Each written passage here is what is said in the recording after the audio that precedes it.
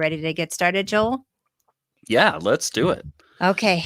So here we go. Let me just say it. Welcome to Jacob Village, a free community where we teach anyone the basics of how to travel anywhere in the world for free. And today we're talking about mastering the art of travel, not hacking. I love how you cross that out, but hedging, because hacking is the word that everybody else uses. We love hedging. Yeah, and we should probably just clarify that first. Most people, not every other travel blogger out there talks about travel hacking, which most people associate with churning lots of credit cards and, having to earn millions of points. And there are two things that we do differently so that you don't have to churn lots of credit cards. One is we earn points a lot more effectively per dollar we spend. We just learn how to do that so that we don't need to churn lots of cards. And then we value our points and we learn to spend them a lot more effectively so you don't need millions of points. We have lots of people who do tens of thousands of dollars in free travel a year from 100, 200, 300,000 points. And we show anyone how to earn hundreds of thousands of points a year without all of that card churning. And to separate ourselves from most of the people who kind of give that reaction that makes you roll your eyes when you hear the word points, we like to call what we do travel hedging. And we're going to talk a little bit about that today and the common assumptions and pitfalls that people make that kind of give travel hacking, travel hedging a bad name. That was a great clarification. Yeah. So I thought we'd do this Dave Letterman style and kind of do it in a countdown. And so we'll start with pitfall number 7. I hear this all the time. And it's funny, I have a couple friends who are like extreme couponers. That still exists. There are people who spend their Sundays clipping coupons and going to multiple grocery stores and all of that to save significant money, a couple, 100, $200 a week on groceries. And they won't do that with credit cards. They refuse to pay an annual fee. And I'm like, man, for all the trouble you do to save hundreds of dollars on groceries, you could save thousands, if not tens of thousands in travel with similar strategies, actually not as big of a pain with credit cards. Now, the catch is they do all have annual fees, but the thing is the free cards, there are hundreds, if not thousands of free cards out there, but they do little to nothing for you. So rather than thinking of that annual fee as a fee, we suggest thinking of it as an investment, because all of the cards that we recommend, whether they're $49 a year or $700 a year. Yes, you heard that correctly. There are credit cards that cost $700 a year, but all of them typically have benefits that are worth far more than that, both in terms of credits as well as the amount of points that you can earn that are worth 10 to 100 times as much as that annual fee. So the two big things is, one, don't think of it as an annual fee. Think of it as an investment. And when you make that investment in a card, read the terms of the card, make sure that you can take advantage of the benefits that they have, and just learn to use them. That's all you have to do.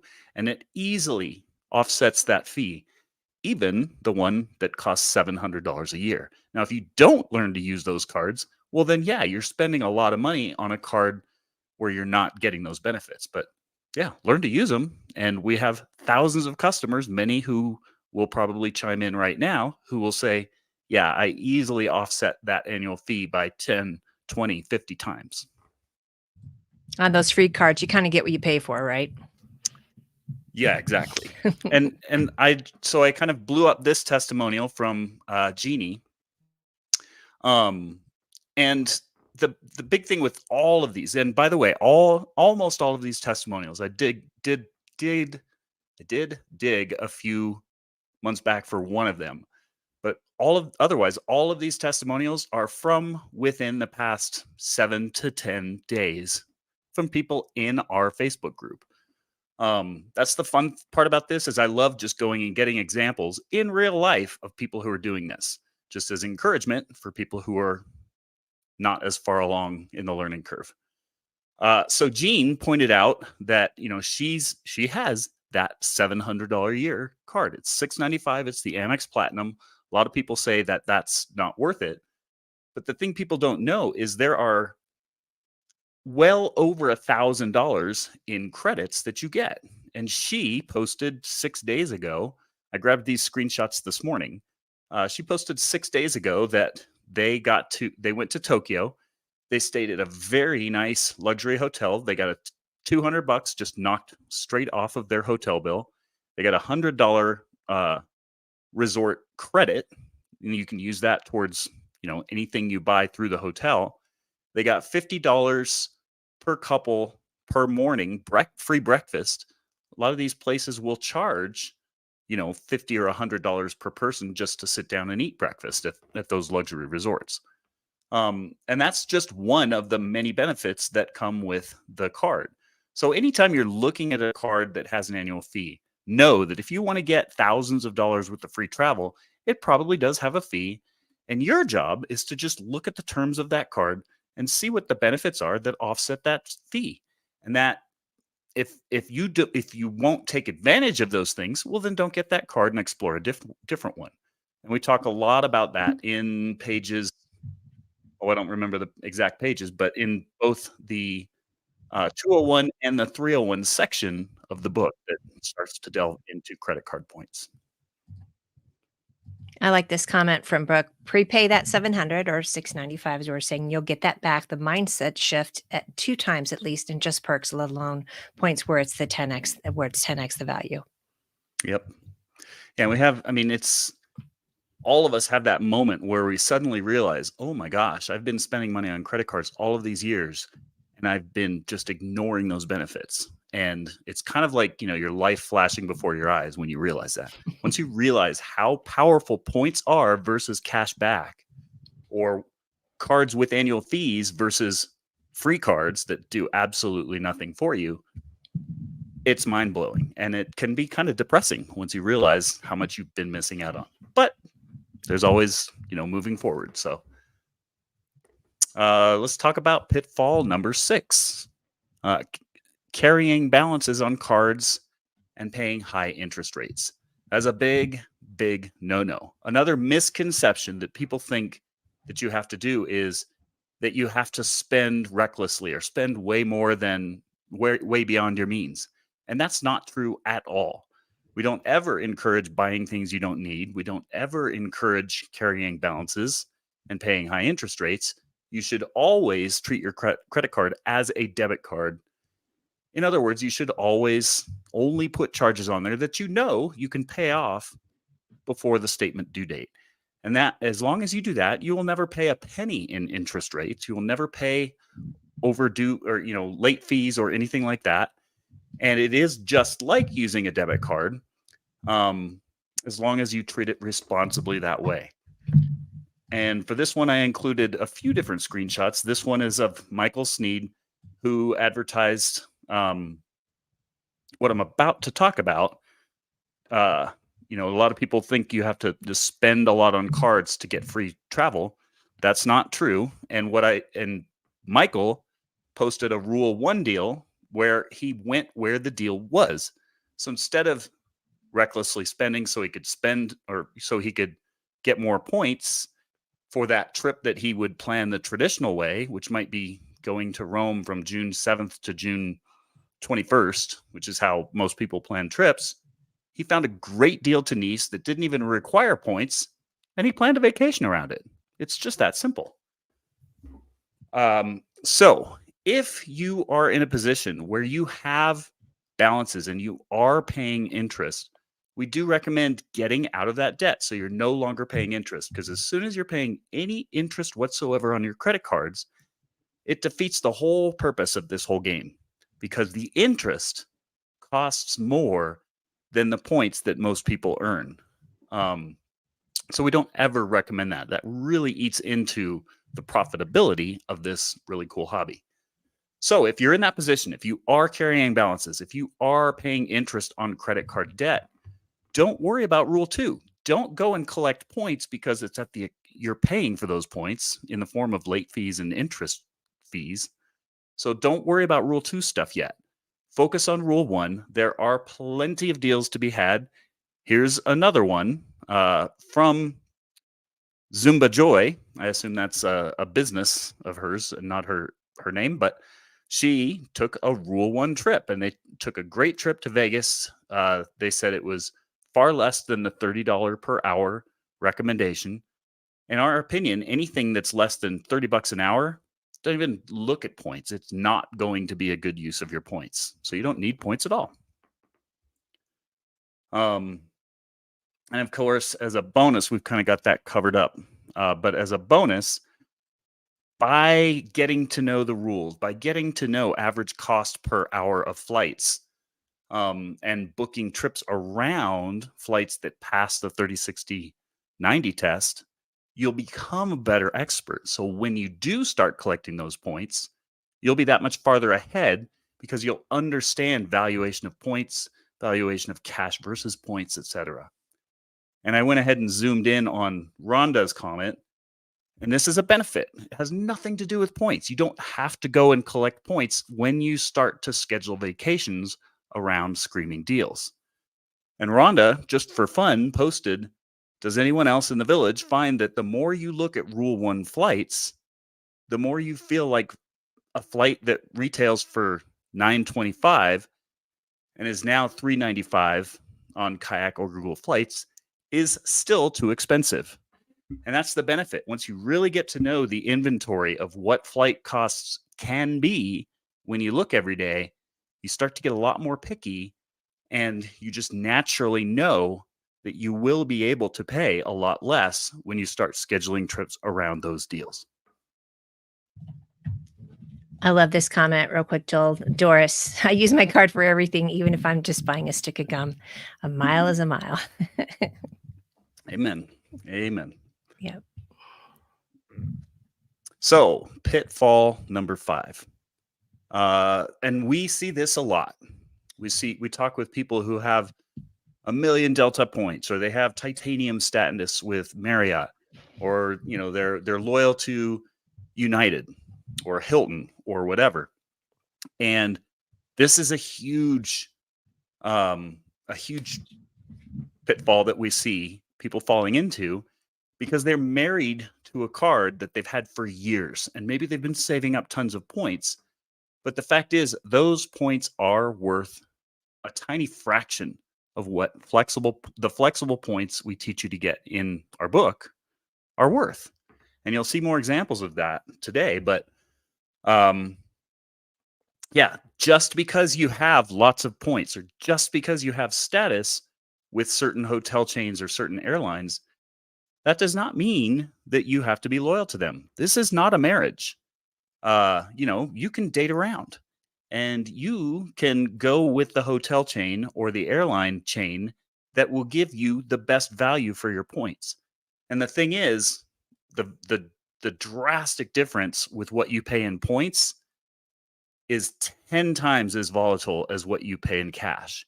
So it's entirely possible to book a $5,000 or $10,000 flight for $500 or $1,000 worth of points. You can't do that with cash. The cost is the cost when you're looking at cash deals. So I don't care if you've got 1 million, 2 million points, cut your losses. Those are less valuable points than flexible points. It's just you're stuck with that brand and you can't shop around. And 9 times out of 10, when you shop around, you will find deals that are half, 1/3, 1/4, sometimes 1/10 as many points as the points that you're stuck with, that you have to spend and pay market rate to Hilton or Marriott or United or Delta or American or whoever it is. So get flexible points that allow you to be a free agent. And then once you know how to value points, you can always come back and spend your Delta points or your United points. But once you won't ever realize it until you make that switch. Once you make that switch, you're going to be kicking yourself for how long you've been sticking with one brand who isn't giving you the same treatment as dozens of other brands will give you for your flexible points. And we've all been through it. Right. Yep. Yeah. Kicking ourselves. Yeah.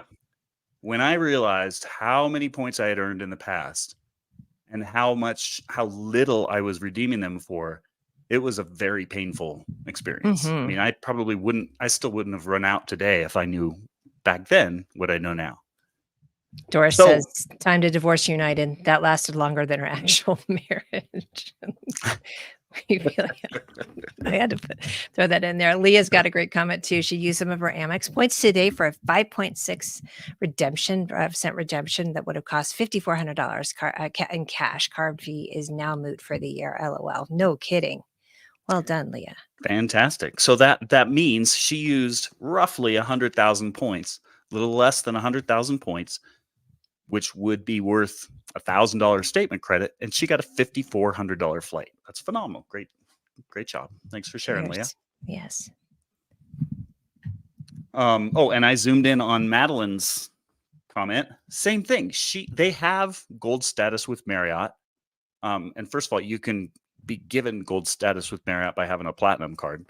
So anyone that's been working or sticking with that brand to get that, Amex Platinum just gives you gold Marriott status. And so she trusted the process, and rather than spending Marriott points that she had, Marriott wanted 20,000 Marriott points for a very similar hotel that Hyatt was charging 6,500. So she went with Hyatt. She used her flexible points, transferred them to Hyatt, and that's 3 nights for the same quality hotel. I mean, they were both budget hotels. This was a Marriott Fairfield, and this was a Hyatt Place. Similar in quality. They were both in the low $100 range, but it was like and actually Hyatt's was more expensive. Marriott's was $129 a night. Hyatt's was $159 a night. But she only needed, where did it go? One more. There you go. Nope. Oh, lost my place. There it is. She only needed 6,500 points. So she got she could have had 3 times as many stays at a more expensive hotel. That's how drastically different points can be. So another pitfall is assuming all points are the same. They are so not the same, it's not even funny. Another example, people say, oh, but Marriott's offering 180,000 points. Yeah, because their points suck.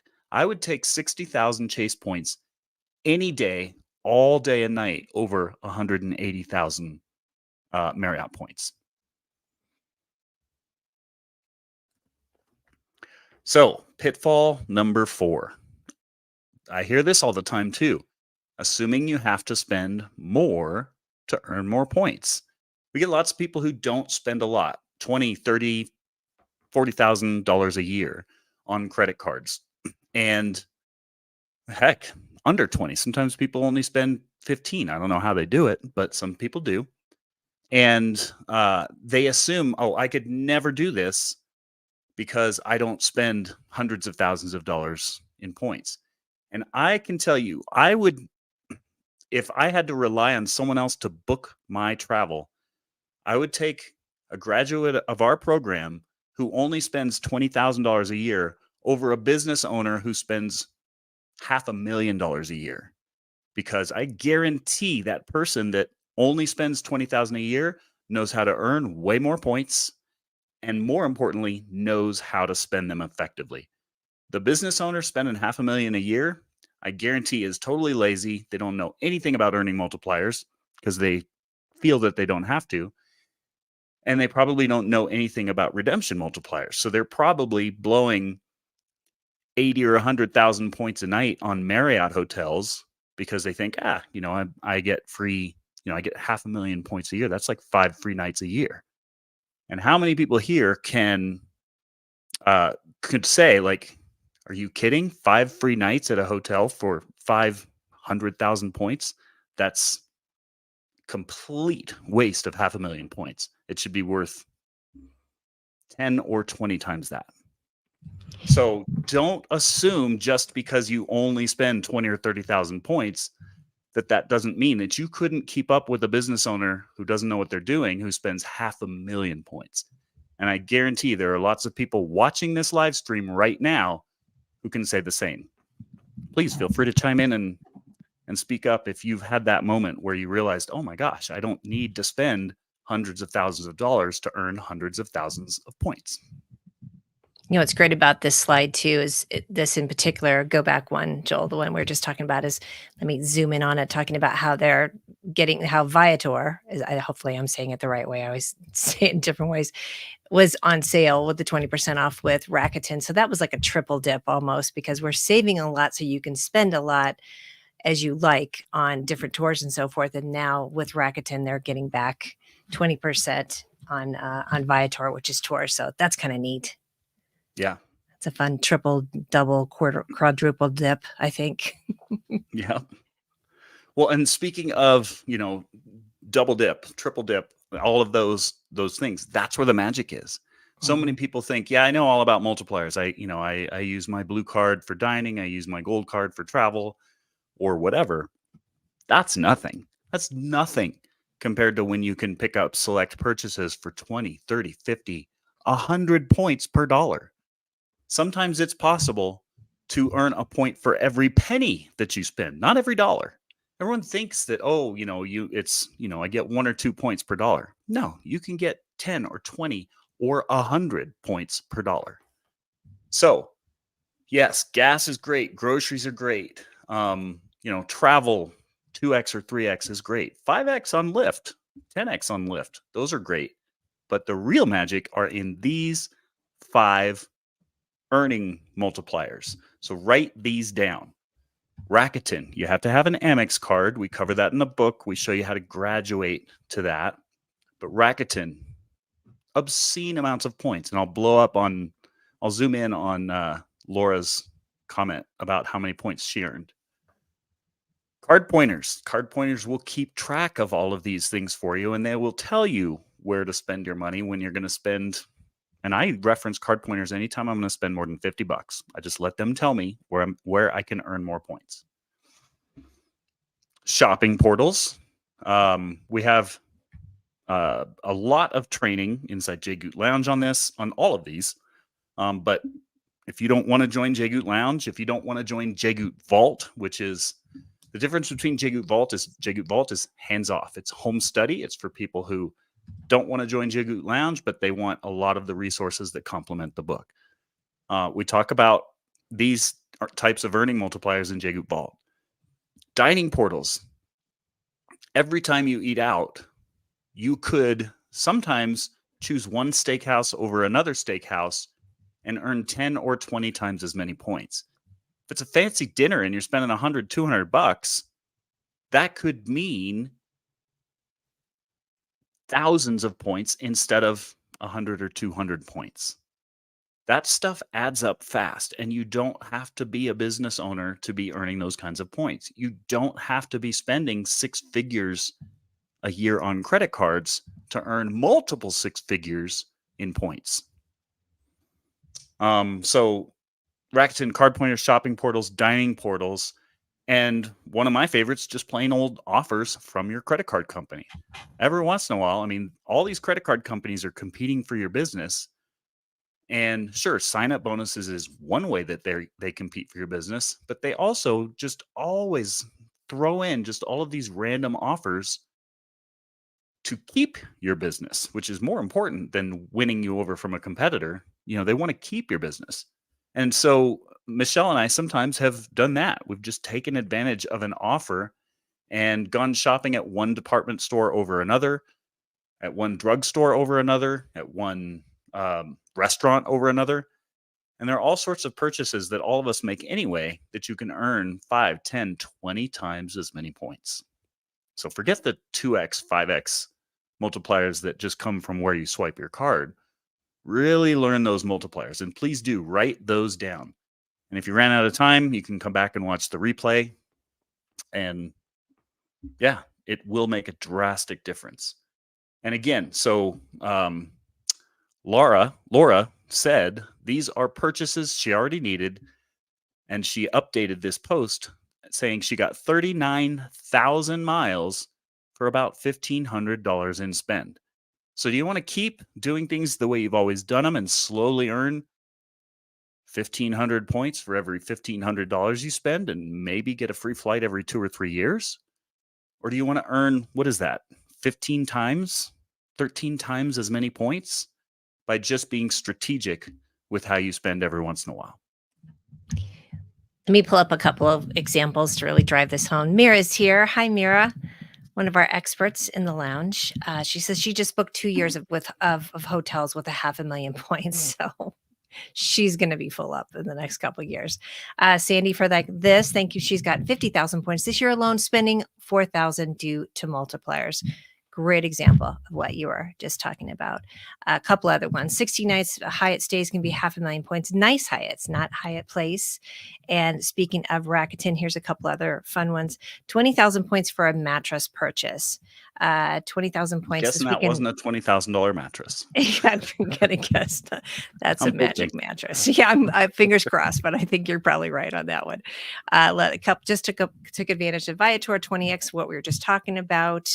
A couple other, and this is a reminder for me too. Melody had said she is going to get. Here we go. Just reminded me. I need to order cat litter. While we have the 20% off at PetSmart. I'm on that one too. Thank you for that reminder. So these are great examples of what you're talking about. Of looking for these different deals, the Rakuten, the card pointers, again, shopping portals, dining portals, and offers from your card company. Yep. That's great. All right. Let's see. So, getting down to pitfall number 3. Okay. Assuming that a free flight or a free hotel stay on points is a better deal than paying cash. This is another very common one. Like when you start to collect more points, you get excited to redeem those points for free travel. You do have to realize that not all redemptions are good deals. In fact, about 90% of point redemptions are a terrible deal. Like you might be getting less than a penny a piece for your points. And so at Jagu, we recommend that you always strive to get at least 2 cents per point.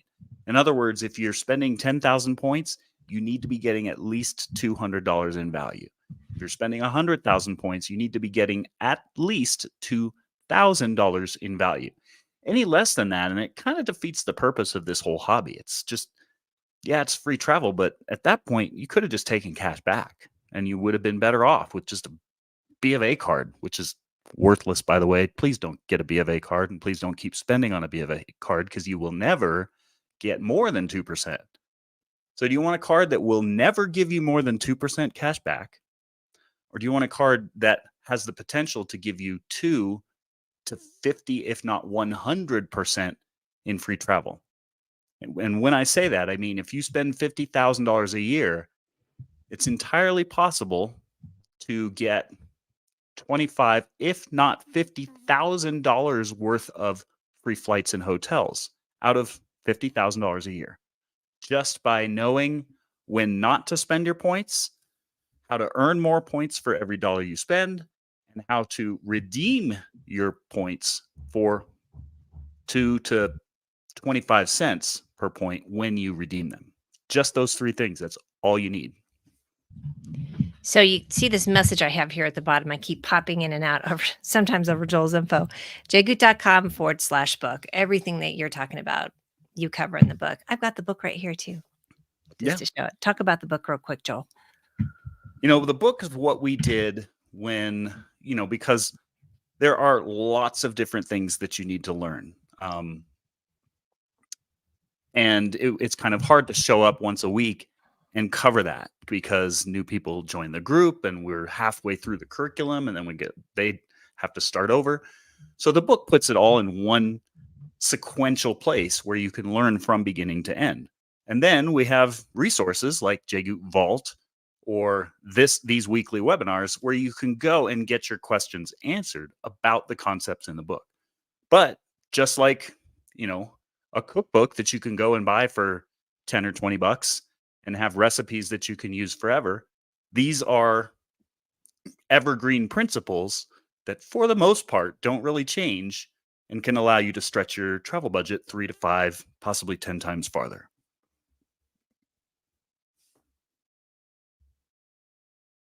So, with cash, a few recommendations for you.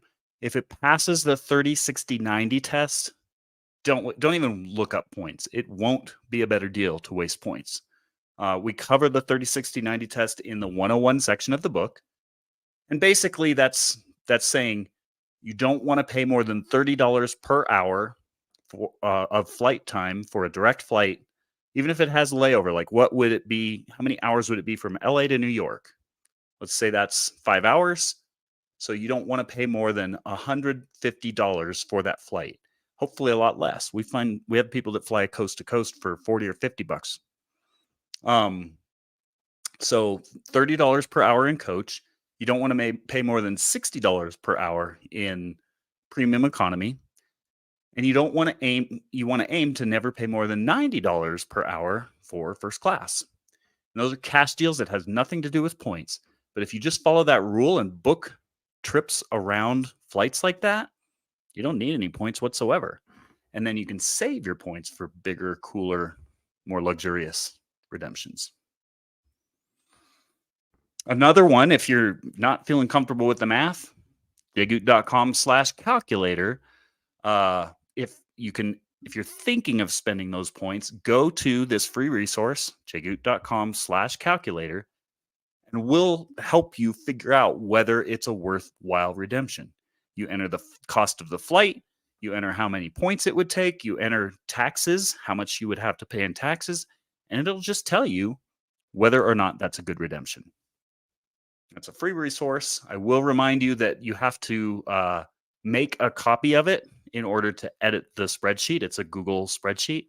But once you make a copy of it, you can edit to your heart's content. And then I threw another screenshot here. You want to save those points by being conservative and not just saying, yay, free flight. I just spent $500 worth of points for a $250 free flight. That's not good. That's a waste of hard-earned points. By saving them and using $500 worth of points for a $2,500 first-class flight that you would never spend real cash for, that's where the fun begins. And for that, I included this comment from Doreen 4 days ago. And she said, whoopee, with help in happy hour tonight. So this is a Jagoot Lounge member. And she said, with the help from Stephanie in happy hour tonight, I got a 9.8-cent redemption on business class tickets for P2 and me. That means for her travel partner. P2 is passenger 2 or player 2 in the game of point hacking. From Budapest to Los Angeles in June. Thank you, Mara and Stephanie. So every week in our paid coaching program, we have what we call happy hour. We have two of them. One is beginner and one is advanced. That way our beginner people don't slow down the advanced people and are comfortable asking beginner level questions. And our advanced people can ask advanced questions without overwhelming our beginners. Because again, this is a learning curve. There are lots of different aspects to mastering flying in the front of the plane for back of the plane prices. Do you want to talk about the lounge real quick, Joel? Dive into that just a little bit more? Sure. Let's finish this. I'll just define Okay, there you go. a 9.8-cent redemption. Ooh. I know I covered this before with a 5-cent redemption, but just to give a visual example, this is where we show you how to get 2-cent, 5-cent, 10-cent, 25-cent redemptions. And in this case, 9.8-cent redemption, which Doreen just said she booked, that means that instead of taking $1,000 statement credit for 100,000 points, she booked two $4,900 business class flights with those same 100,000 points. That's what we call a 9.8-cent redemption. It's a little more complicated than that because of taxes, but this gives you the rough idea. Or instead of taking a $100 gift card for 10,000 points, you could book a few nights at a hotel that's worth a total of $980. Both of those are examples of the redemptions that we're trying to save points for. You don't just blow them because it's a free flight. You use them when it's going to get you 2, 5, 10, or 25 cents per point. That's why people get excited about this. That's why, everyone here probably has that one friend that travels more than everyone else. It's because they know how to do this math. and they know how to ferret out those amazing deals. It's not because they're spending hundreds of thousands of dollars. It's not because they're trust fund kids. It's not because they won the lottery.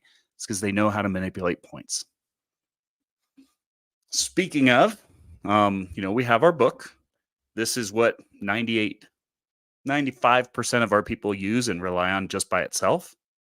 Um, we have Jagut Vault, which is the hands-off version of the book, and it's video resources. It's a collection of trainings just like this that are meant to complement the book. So if joining Jagut Lounge, our high-end coaching program, isn't in your budget, Jagut Vault is a great alternative, and you can check that out at jagut.com/vault. And then Jagut Lounge, that's kind of like, if you go to the gym, you know how to lift weights, you know that you should eat less calories than you burn, you know all that stuff, but it's just not working. Maybe you hire a nutritionist or a personal trainer. That's what Jagut Lounge is. It's a 6-month program where we take you through our curriculum step by step, and we have coaches that hold you accountable to make sure that you're going to graduate successfully from our 6-month program, being able to book a minimum of $12,000 worth of free travel before you graduate our 6-month program. So if you're interested in that, we can set up a call. It is by interview only. We can't promise that you'll get $12,000 in travel if you only go to Vegas once a year. So, we do make sure it's a mutual fit, and if we feel that we can help you, we can talk about whether or not joining Jagut Lounge would be a fit. And if not, we can point you in the direction of other resources we have that might be a better fit. Okay, so pitfall number 2.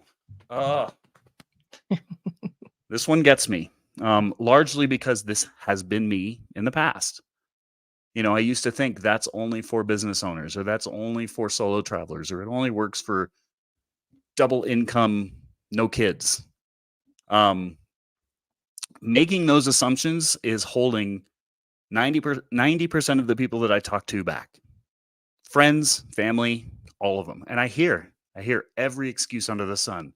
Oh, when we retire. Oh, when I get a raise. Oh, when my kids go off to college. And it's those assumptions. Those assumptions are the only things holding you back. So this is a post, and I did dig back. This is older than a week old. This is from Diane. I know them. I've met Diane and her husband, Jaron, at multiple Jagut Lounge meetups. And they're a family of 6. And she just listed all of the places they've been. She posted in January, and she just listed where their family of 6 went in 2023 by learning how to stretch their travel budget farther. And for those who can't read that, it says they've been to Phoenix, Kauai, New Zealand, San Francisco. The San Francisco was just the 2 of them. Florida, Denver, Disneyland, St. George, Lake Powell, Park City. They live in Utah, full disclosure. But they probably went there because it was free lodging. Hawaii, Maryland, that was just her. I can't read that one. That says cabin. Okay, so they got a cabin. And then multiple trips to a local lake. Many weekends in random places for kids' sporting events. I love how they actually went to St. George twice, by the way. There's a little 2 times on there. That's incredible. And that's a family of 6. Yeah. So there isn't a scenario. Teachers, I was married to a teacher. She's retired and started a different consulting business now. For anyone who likes the Enneagram, you can check her out at originsenneagram.com. This works for busy professionals, solo travelers. It doesn't matter who you are, how much you make. If you want to travel more, all you need to do is make it a priority and figure out how to travel more. So the secret isn't in the tips and tricks. The number one secret is that you have to choose to make it a priority. You have to stop paying attention to that voice in your head that says, oh, it's irresponsible to travel right now. Sure, it's irresponsible to spend gobs of money on travel. But if you can learn to spend 70 to 95% less, that's no longer irresponsible. In fact, sometimes it's cheaper to get out of town than to stay home. So the key is to make travel a priority and stop making excuses for why you're not spending 70 to 95% less on flights and hotels. There is a way that anyone can spend 70 to 95% less. B, figure out why you're not earning 50 to 1000% more points for every dollar you spend. You've seen live examples from it, and you can see hundreds more in our Facebook group. And then C, take those points and multiply them again. We call those redemption multipliers. So, and when you learn to do that, you can stretch them 2 to 20, in fact, 25 times farther with every point you spend. So you can see how, if you only spend $20,000 or $25,000 a year, it is possible to earn hundreds of thousands of points a year. And I've shown you real examples of how you can take 100,000 points and turn that into thousands of dollars in travel. So if you just focus on those three things, that will eliminate all of the excuses that most people make, like, I have a big family, I'm only a solo traveler, we're only two people. You can focus on what everyone else is doing, or you can focus on how to fix the problem right in your own backyard. And those three things are the way you do it. By the way, this was another post from Diane, who used the fourth quarter Christmas shopping season to earn, in this case, 253,000 points just from Christmas shopping that she was probably going to be doing anyway. She just chose to do it in a different way that earned her a lot more points that funded her 2024 travels. And that's from December 6th. I'm just checking that out. So she wasn't even done yet. I'm pretty sure she got well into the 300,000 point range. But this was the one I found. Mm-hmm. Okay, so now for the number one pitfall. And we see this multiple times a day. It's the woe is me post. It's the, I'll never get to travel like these people. And we've all been there. We've all thought that. Some of us have thought that for months. Some of us have thought that for years. Some of us have thought that for decades. But really what we're doing is just giving ourselves an excuse not to jump in and apply ourselves so that we learn this. Oops, what did I do? And so just like, oops, hold on. My Mac is acting up.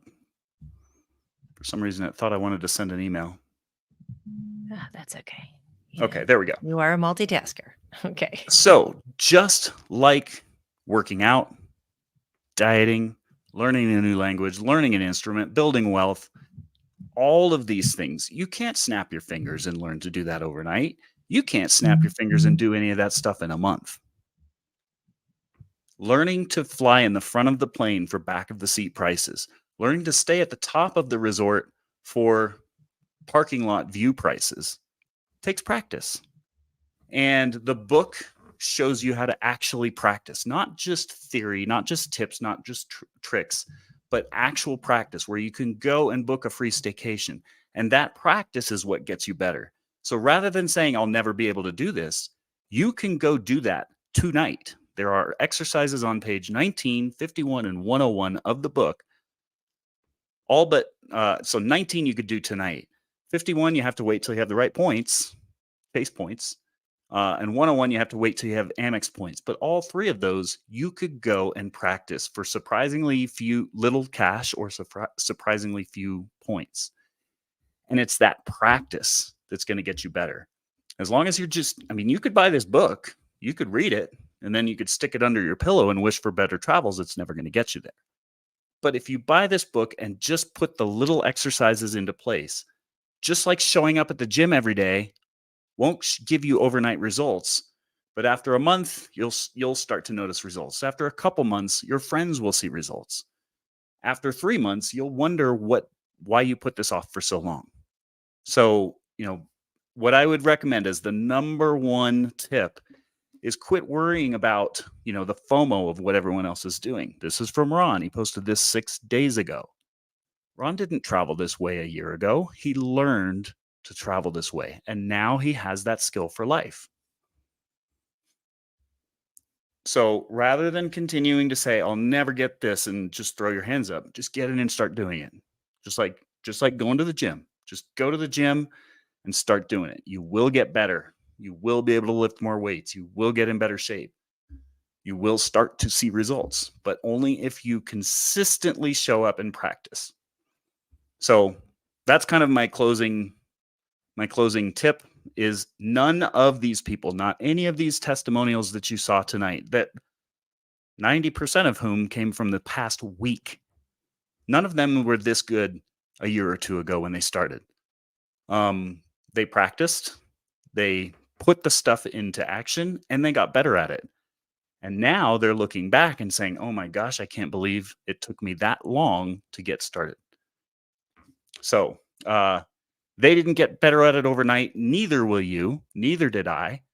Neither did any of our coaches. Yep.